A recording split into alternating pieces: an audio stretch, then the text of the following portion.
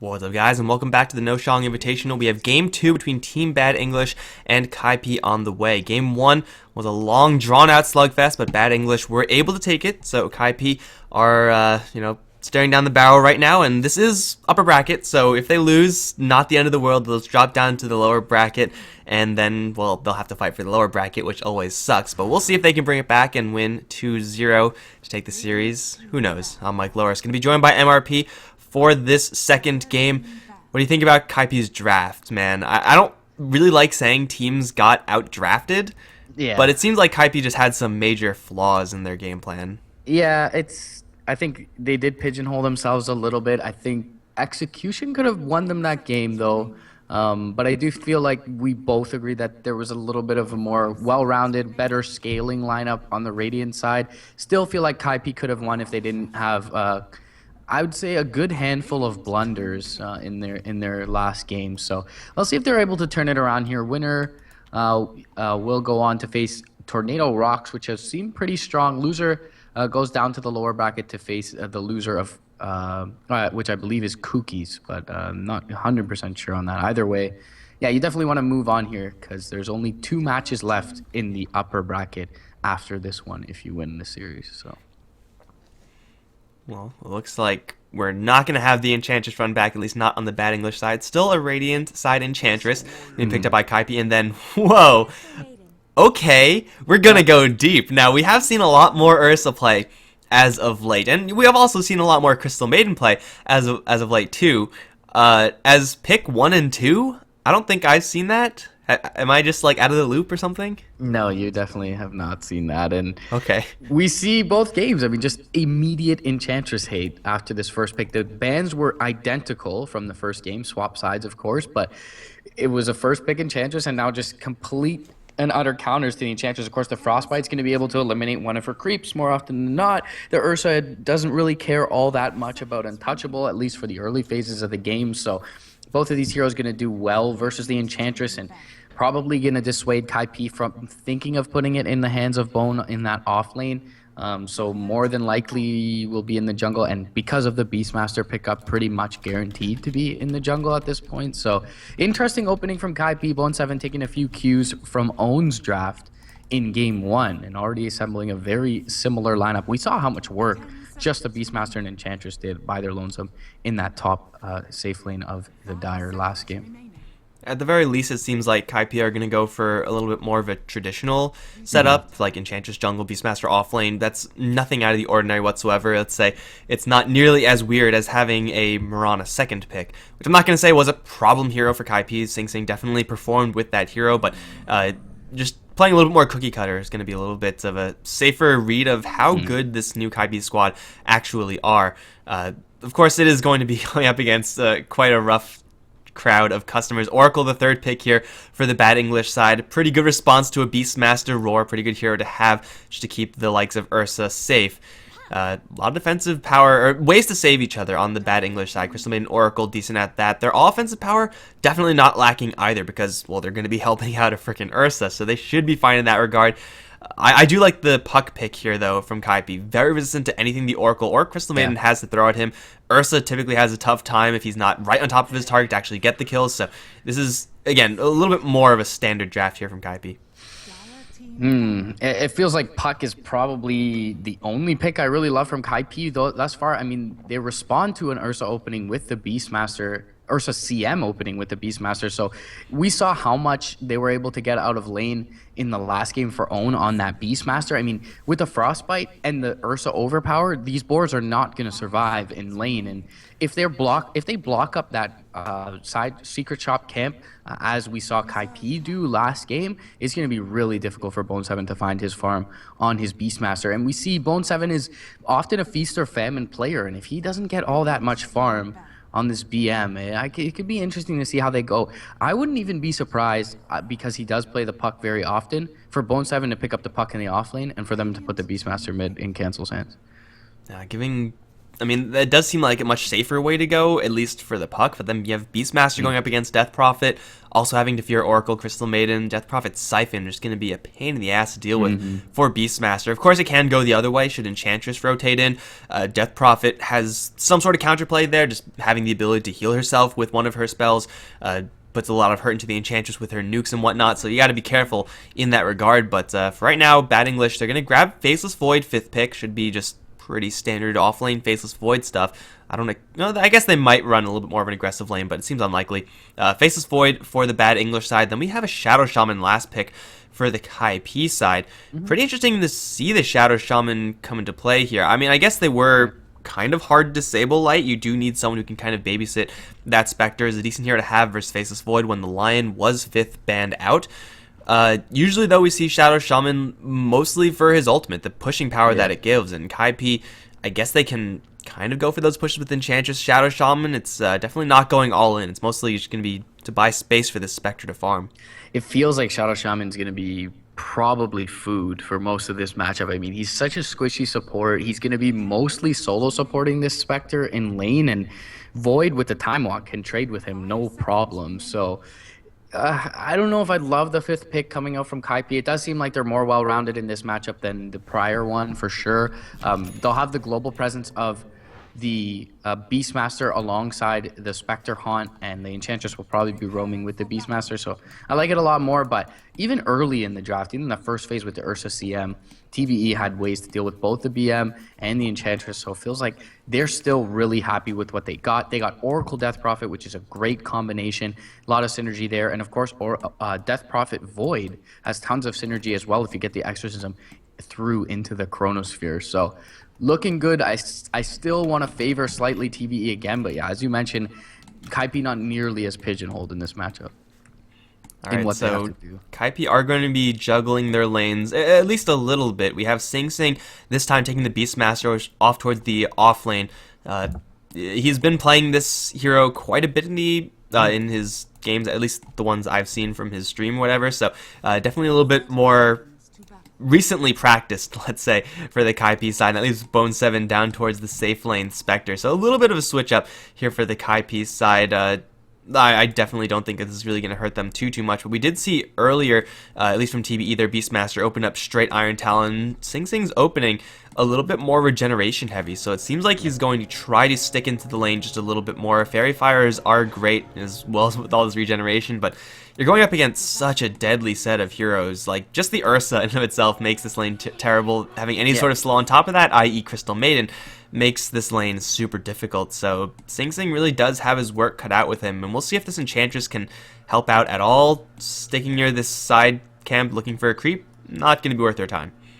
Yeah, I mean, even the 1v1 is not great for Sing Sing. So it does seem like Bone 7 is permanently playing that one position, but we'll see how he fares in this one. Had definitely a little bit of a rough game early on. Siphon going out mid, on to cancel from RVP, and yeah, it's going to be an annoying spell to deal with, especially if there was that melee Beastmaster in the mid lane, as you mentioned. So they will opt to put the puck there for now, and Thor's up in the top lane.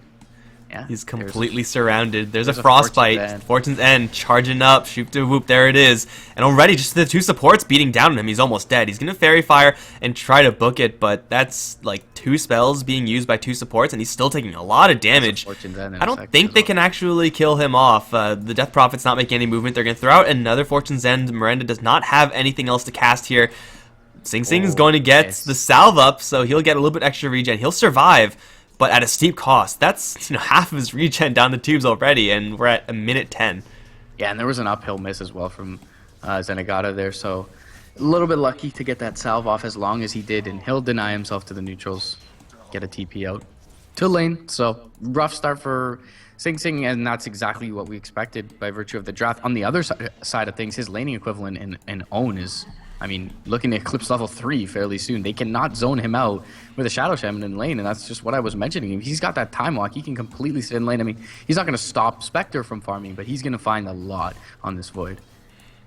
Killing off Faceless Void is still possible with the if the lane was a little bit further down, and if you have an Enchantress, who by the way is going in for RVP. Stomp is going to land, and Ostfrog has already thrown out his orb. Gonna grab that kill for Cancel's puck. a pretty easy one. I mean, Puck did most of the work already, although there was a couple of those Satyr shockwaves being thrown in towards Death Prophet. Bottom line, it is First Blood being drawn for the Puck against the Death Prophet. That is pretty much the ideal scenario here for the Kaipi side, as Puck is going to be that hero to provide definitely the most space possible for this Spectre. Not like Spectre's going to be under a ton of pressure or anything like that, but man, having a farmed Puck can pretty much win you the first 20 minutes of the game. As long as he doesn't die right now. There's another Crypt Swarm, not even going to be tried.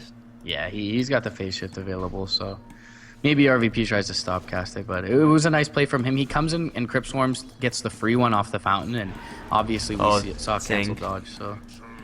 Oh wow, top lane, yeah.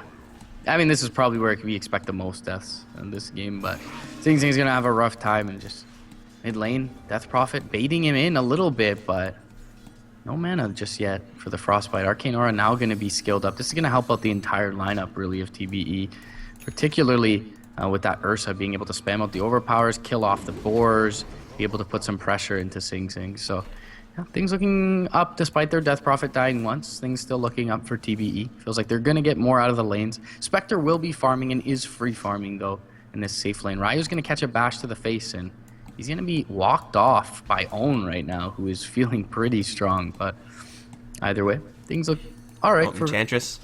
She's going to find the Crystal Maiden with no mana, so perfect scenario. Stomp, not quite in range. There's one, and there should be another soon. There it is. And there's a third Centaur here as well, which is actually going to be claimed, and another Stomp!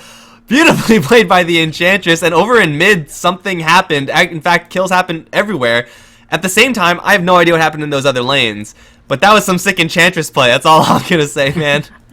How does Void die is what I want to know. I guess he, like, starts getting into a man fight with Shadow Shaman. Yeah, that's he killed the a Shadow pretty Shaman, big blunder considering how much Faceless Void was getting.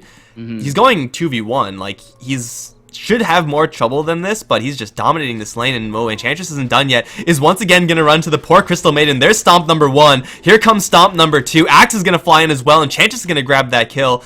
Another one for Come With Me. And he's just going to give a little bit of hate towards that Crystal Maiden. But after all said and done, we had a Death Prophet death. We had a Faceless Void death.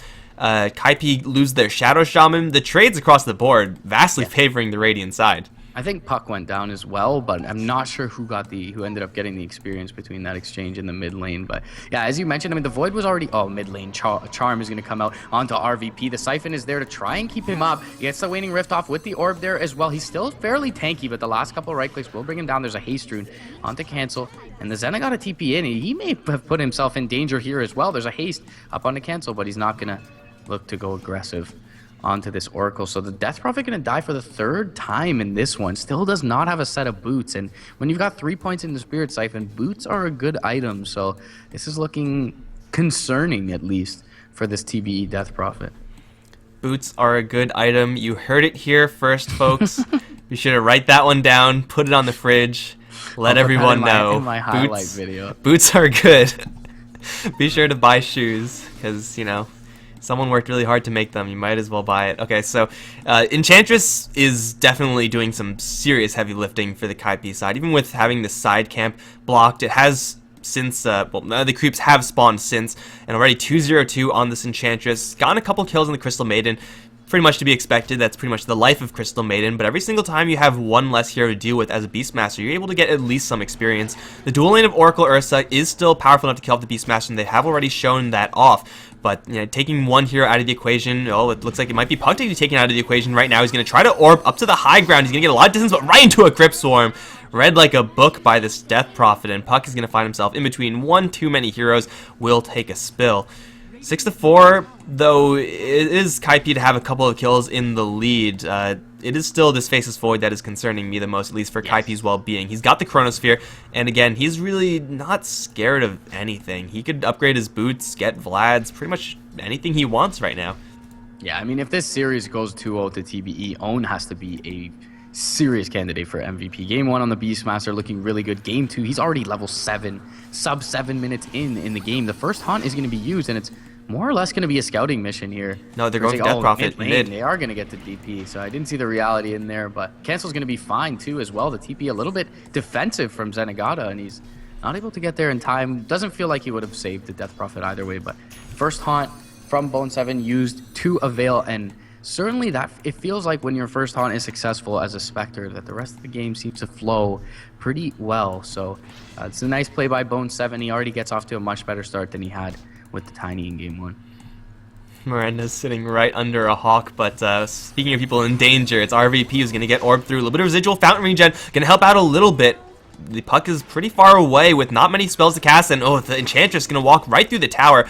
Had a Centaur there. One's going to try to get away, but the Ursa, he may or may not get it. Not really the biggest deal in the world. Fury actually almost got caught in the tower, but Enchantress going for a tower dive with the puck, neither of whom had a lot of HP. Kaipi, as powerful as this Enchantress is still, super paper thin because it's an Enchantress, so do have to be careful, and they also have to be careful of the fact that Faceless Void is literally right around the corner. There is no Exorcism leveled up in the Death Prophet, but a Chronosphere is going to catch the puck, cannot orb away, and she'll just get drained out by the Death Prophet. First rotation by the Faceless Void, and a very good one, killing off the puck. Fury up towards top lane is going to get jumped now. Is there a roar? Not quite yet. Shockwave will fly. Fury does not have his ultimate. With the Boar Slow and the Satyr, is there enough damage here? Pone's going to arrive, dilate a couple of cooldowns, but that's about it. Fury's going to survive, and now they're onto the Enchantress. Untouchable level 2. Is that going to be good enough? She'll eat a Fairy Fire. Gets a little bit of regen from those wisps, and the Crypt Swarm's going to come, and they finally get the roar onto Fury, and they will trade 1-for-1 so far, but Sing Sing is probably not going to escape this up against one too many heroes. Crypt Swarm from downtown will grab the kill for the Death Prophet, a 2-for-1 for the bad English side. I feel like we've been seeing this in this whole series. Just every single time Kaipi are looking for a kill, they end up getting 2-for-1. Yeah, and I mean, that's just a bad play by Fury. He just not need to turn there and go back in. I mean, he feels like he'll just go back in, get some regens or right-click off a creep, but he could have just easily retreated to camp here and found his regen that way, but it's an odd play for me to see Fury. He shouldn't even go down there. TBE should take that even more handily. They don't... Oh, Haunt going to come out the reality towards the top lane, and he's going to reality back towards mid now onto Ziggy, and he will have RVP there, but he's got the False Promise up. He needs one heal. Zenigata is going to have to use it on himself, which means the Death Prophet will probably... No, he's going to be fine. Ryu comes through with the Shackle, though. Although Cancel's in trouble, he'll get Frostbitten up and brought down. The Death Prophet still healthy, as Bone7 does not have his dagger just yet in the trees. He'll get scouted by a creep as well. He throws the dagger out. The Death Prophet in trouble, needs one right click from Come With Me. Will not get it. Zenigata maybe in trouble a little bit. Puck rotating around. Come With Me has his Centaur there as well to tank the tower. A couple more right clicks. He will bring down the Oracle. In the meantime, though, Ryu is going to be brought down by Own towards the tower, and now the Enchantress can get pincered in here by Own as well as Miranda, and yeah, he should be able to rotate out, but as well there's rotating in Fury. This is not the hero you want to run into as an Enchantress. He will miss the Earth Shock, but he's got the Enrage available. He needs to get into range. The Phase Boots are there. Own has a Chrono if he needs it, but it's not the easiest target to bring down in the Chrono. And yeah, looks like Enchantress. Oh, she's going to try and walk away. Couple more right clicks. One more needed at least. Oh, it won't be there yet from Own, and she gets the Nature Swiftness off, but there's the time walk. Gets there in time. Now Bone7 in a little bit of trouble. Has his gets Frostbitten up, and there's the Enrage. Couple more right clicks. He should drop. He used his dagger early on after TPing. They need to close the gap, though. He's got the Phase Boots, and they won't be able to do so. Like I said, boots are a good item. Phase Boots even better. They're going to allow Bone7 to get away here, but he's kept out of lane. He's kept from farming. I mean, Sing Sing is finding some space top, and he's got at least 2 components of his Necronomicon level 1, but they're going to lose their safe lane tier 1 now, and it feels like this early game going pretty well, aside from the few deaths on the Death Prophet early on for the TBE side. It just seems like for Kaipi, things were so close to being perfect, but instead, like, everyone on TBE gets away with no HP, and oh, Puck! Failed to phase shift, trying to get the tower, doesn't even get that, and just gets sniped out by the Death Prophet. Cancel with a slight misplay is going to end up giving a ton of cold swing towards the TBE side. That is just a cherry on the cake if you're rooting for the TBE team at this stage. They're going to run to Miranda, at least Come With Me, Will. A couple of spears to the back will grab that kill, and at the same time, Ziggy's going to go and try to interrupt this Roche. Zenigata's going to use False Promise on himself, try to get a little bit of distance out of there. Where's the backup? Seems like Bone7 needs to just get the hell out of here. Backup is coming in the form of some Shard Golems. That's kind of okay, whatever. Zenigata, though, still getting beaten down by them. He's going to try to heal himself, but oh, Come With Me is going to jump right in, grab the kill, and Bone7 looking for the Aegis, won't grab it. Fury's going to kill the Roche and grab the double life. Can they actually get anyone on the retreat? They need to get some sort of crowd control. There it is, Coil onto 2, and Mrpdota, he's gonna hex up Fury, shackle him as well. There's no damage going into this Ursa, nor towards this Death Prophet, though. Can they actually kill either of these two heroes? Because already we have a kill for the Death Prophet against the Puck. Once again, Bone7 up into the high ground. This Spectre's fighting just a little bit too often for my taste, and it seems like this time it's not going to be rewarded. Ziggy is going to be free and clear to run down to the south, but bottom line, a couple kills being traded. Yes, a 2-for-1 in favor of Kaipi, but now they have the Ursa with the Aegis, and of course with that golden experience given by that Roche. It's still a pretty decent trade by TBE, all things considered. Yeah, and Sing Sing continuing not to contribute, trying to find himself some semblance of form. Does now have 40 CS, will have the Necronomicon up very soon, so gets a little bit more of his solo kill potential ramped up, at least on the supports. But either way, they really need to get active. Smoke bottom lane, Fury is there with the Fortune's End available as well. This should be a dead Spectre, but nice play by Ryu. He will get off the Hex. There's a Purifying Flames and an Earthshock, but they will not be able to bring down Bone7.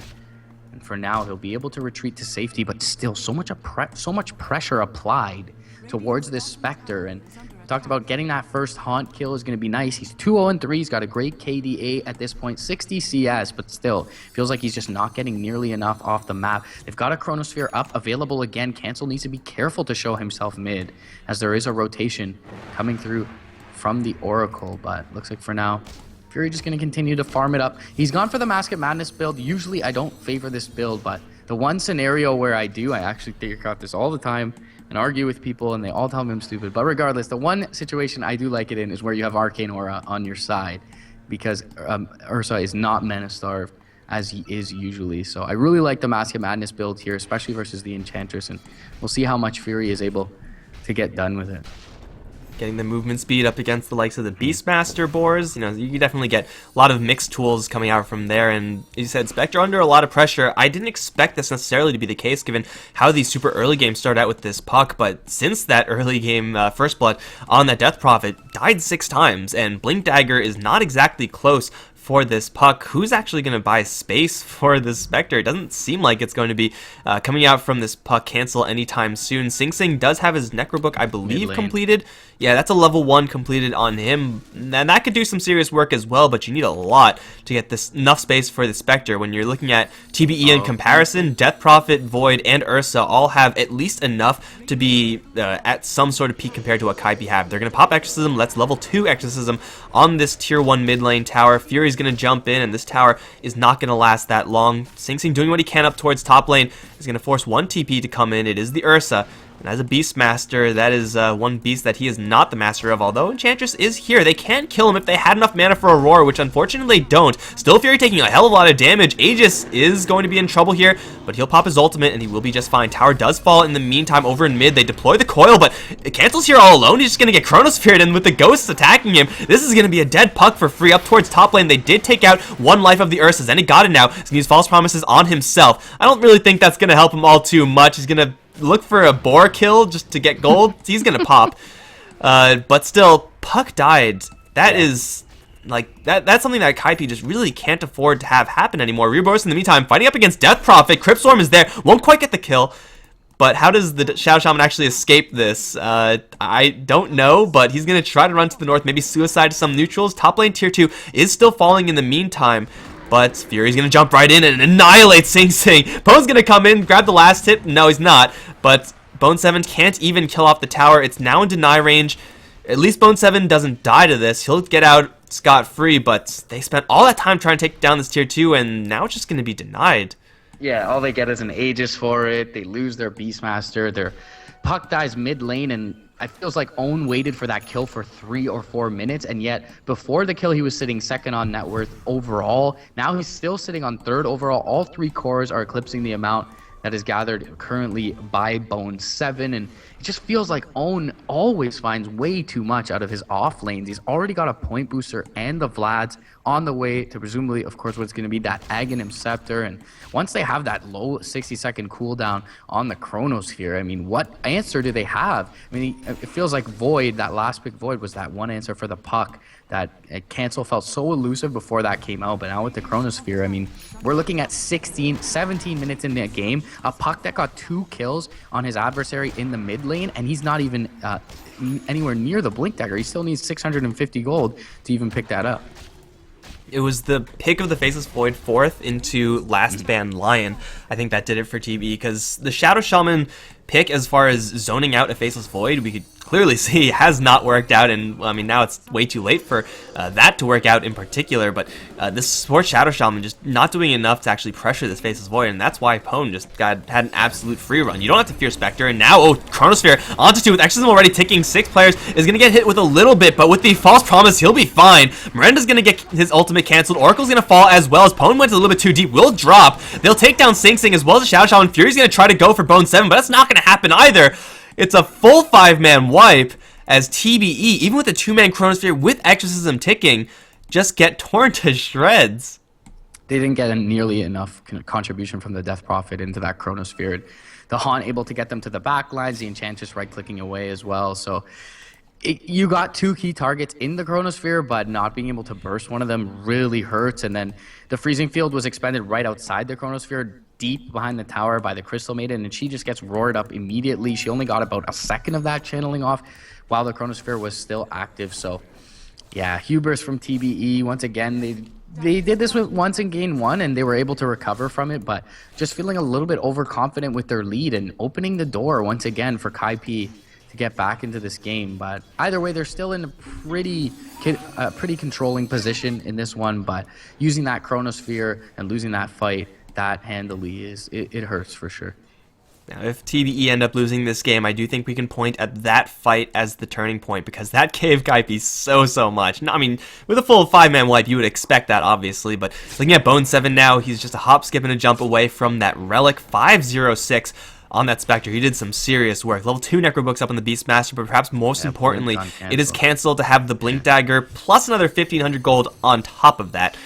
Up against that Mirana Wind Ranger of last game, you can afford to take probably a couple of shots, get team wiped a handful of times and pretty much shrug it off because of the inherent weakness of that draft, but you're going up against a Spectre this time, a Spectre who is now terrifyingly big. You really can't afford to make those mistakes up against this type of draft here from Kaipi. So TBE, they're going to smoke up and try to apply that constant pressure, but for the most part, applying pressure to Spectre at this stage, not really going to do it for you, because the guy already has the Relic, or will have the Relic pretty much now. Mid lane, Yule Scepter is available. Ryu's just going to get siphoned up. He'll get silenced as well. Should be a roughly easy kill. First hit Pash, why not, from Own. And I mean, they're nearby with the Blink to get the Waning Rift off onto Own. He'll have the Time Walk in just a moment. He has the Chronosphere as well. It's only going to connect onto the Enchantress, though. The puck was able to jaunt out. The False Promise keeps the Death Prophet alive for now. They're still right-kicking away. The Roar is there. She is going to drop. And the buyback coming up from Ryu seems to be fruitful in that mid-lane engagement. They get a 2-for-1. They expend a buyback on a Shadow Shaman. He loses 450 gold. Not the biggest deal. Still 1,500 experience, about 1,000 net gold. Going the Radiant's way, and now they can push towards this tier 2 in the mid lane. They do have the level 2 Necro books up as well if they want to use those, and they will, to accelerate this push. And it doesn't look like there's going to be any contest here. Exorcism is down. 25 seconds still. The Death Prophet on the sideline. And they're even going to look to poke at high ground here with the Necro units. They'll drop the wards up on the high ground. They don't really have anyone to deal with these particularly well. The Oracle does not have False Promise, so they can't just False Promise someone in to clean them up. And they've already brought down most of this tier 3 without response here. Kaipi all of a sudden taking this game on a whim. There it goes, jump forward, time dilation, and a walk back just to try and deter them. There's a purge onto 3 as well. Crystal Nova jump forward from Fury, but he will get hexed up immediately by the Shadow Shaman. They will be able to bring down one target. That's going to be Sing Sing's Beastmaster. The Freezing Field will be there. Ryu will be the next to fall. They need a bash, and they will get the burst damage, though, without needing that bash. Purifying Flame's going to be there. So they get 3 on the back end of that. They lose a tier 3, which is certainly undesirable at this point, but it's going to be a dieback on the Shadow Shaman. He'll have a pretty big respawn timer at this point. They get quite a bit out of that. Did they buy back the Death Prophet? It feels like they probably did.